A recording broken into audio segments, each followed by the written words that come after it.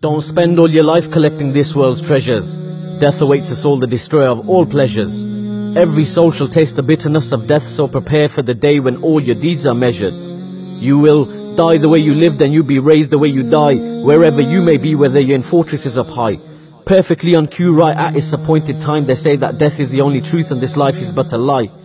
That time will come too when your loved ones will cry. Voices trembling as they inform your relatives late at night. So sad you had to go, you were such a nice guy. They said it wasn't your time, but that's not up to you and I. People will gather at your home when they hear the news of the calamity. Standard formality expressing their condolences to your family. The movement of time is nothing more than an erosion of existence in this dunya. So fulfill your faraid, renew your intentions, and hold on to the Prophet's sunnah, because time waits for no man. So why should it wait for you? You thought life was just a game until death decided to make its move. You were given chance after chance, but now it's too late for you.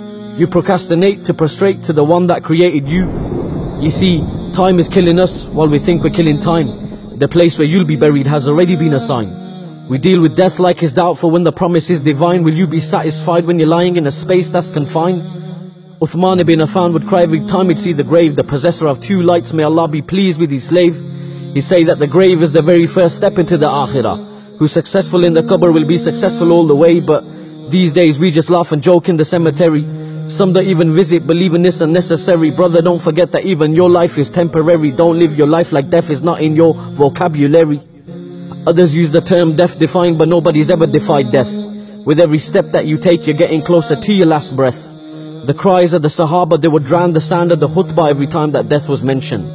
Now our own loved ones pass away, yet we show no apprehension. Tomorrow's not guaranteed, but you're still worried about your pension. You were too busy with this world, gave the hereafter no attention. Don't build a life in this dunya by destroying your akhirah. Read and take heed from Surah Al-Waqi'ah. This life's a test, you can't retake or restart it. The cloth which will make your shroud may have already hit the market. O son of Adam, you're only a number of days, and whenever a day passes, part of you passes away. You're a traveler in this world, brother, you're not here to stay, so prepare for the day when your own limbs will have their say. You will regret every moment that you chose to disobey. Imagine standing before Allah while your deeds are being weighed. When people gave you advice, you didn't give them the time of day. You thought you'd practice when you're older, but it didn't go your way. So we laid you to rest right side facing the Kaaba. I just pray the last words on your lips was a shahada. Friends and family turn up to pray your janazah. If anyone could escape death, it would have been the Prophets and Sahaba.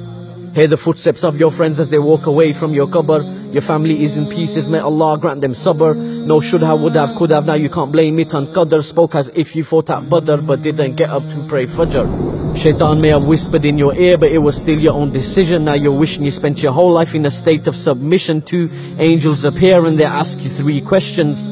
Who is your Lord? What is your religion? Who was your prophet? I pray you state the right answers. Love for this world is a disease. It's a sickness worse than cancer, because if you dislike to meet Allah, Allah dislikes to meet you. Remember, you have an open enemy that will try to defeat you.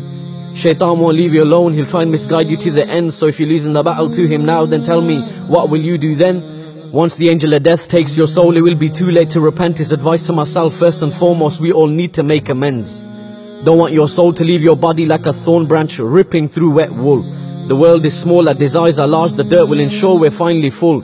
Angels of dark faces whipping you, calling you by the worst of names, telling you to taste the punishment of the blazing flame, saying, "O evil soul, come out to the anger and wrath of Allah." So while you're alive, make sure everything you do is fi sabilillah. Constantly remember death and try your best not to get misled. If you could hear what happens in the grave, then you would stop burying your dead. My brother, you could be here one morning and be gone by the afternoon. That's why we say, Inna lillahi wa inna ilayhi raji'un.